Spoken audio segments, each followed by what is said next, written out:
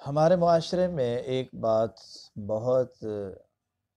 خطرناک حد تک پھیلتی چلی جا رہی ہے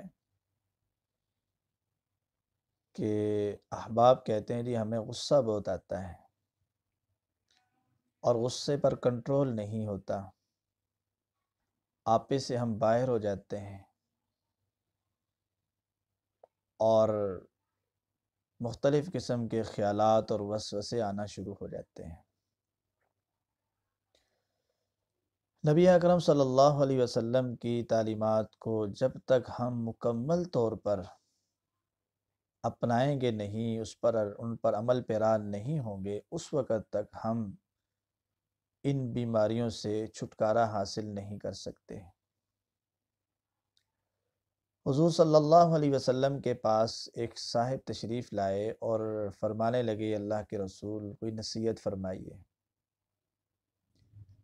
آپ صلی اللہ علیہ وسلم نے 3 بار ان سے فرمایا کہ اپنے غصے پر قابو پا لیجئے۔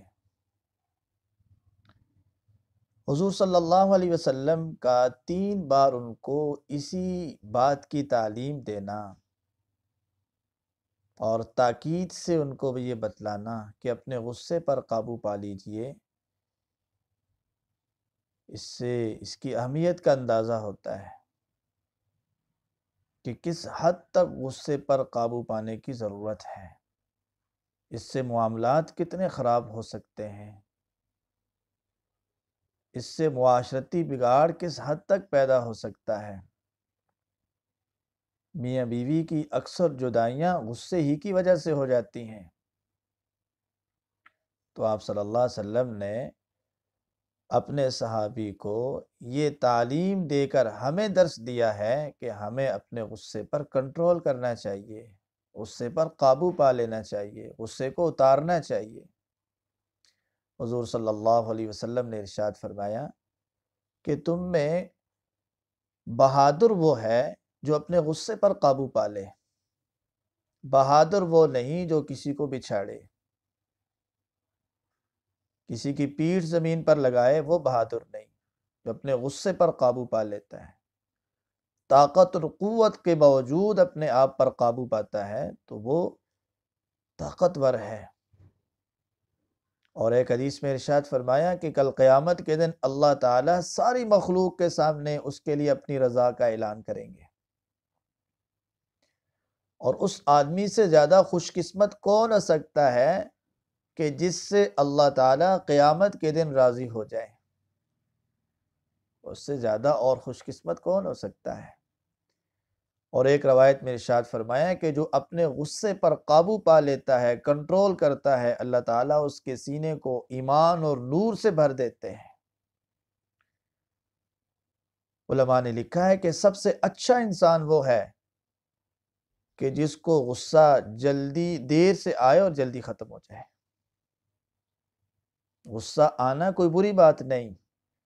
اللہ تعالیٰ نے انسان کے مزاج میں غصہ رکھا ہے، لیکن جتنا رکھا ہے اتنا ہی اس کو استعمال کرنا چاہیے۔ جس مقدار میں رکھا ہے اسی مقدار میں استعمال کرنا چاہیے،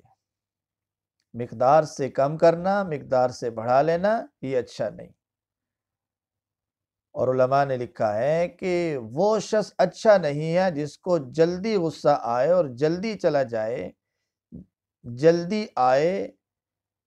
اور دیر سے چلا جائے، دیر سے آئے اور دیر سے جائے، یہ آدمی اچھا نہیں ہے۔ اچھا وہ ہے کہ جس کو دیر سے آئے اور جلدی ختم ہو جائے۔ اور اگر کسی کو غصہ نہ اترتا ہو، غصے پر اس کا قابو وہ کنٹرول نہ کر سکتا ہو، تو اس کے لیے علماء اکرام نے کچھ طریقہ کار لکھے ہیں۔ ایک طریقہ یہ لکھا ہے کہ وہ لا حول ولا قوت الا باللہ کثرت سے پڑھے، اس کی برکت سے اللہ تعالیٰ اس کے غصے کو کم کر دیں گے۔ اگر اس سے بھی نہیں اترتا تو پھر اعوذ باللہ من الشیطان الرجیم پڑھے، اس سے بھی نہیں اترتا تو وہ وضو کرے، پانی پی لے، اپنی حیت بدلے، اور اگر اس سے بھی نہیں اترتا تو وہ نبی اکرم صلی اللہ علیہ وسلم پر درود پاک پڑھے، اللہ تعالیٰ درود پاک کی برکت سے اس کے غصے کو ختم کر دیں گے۔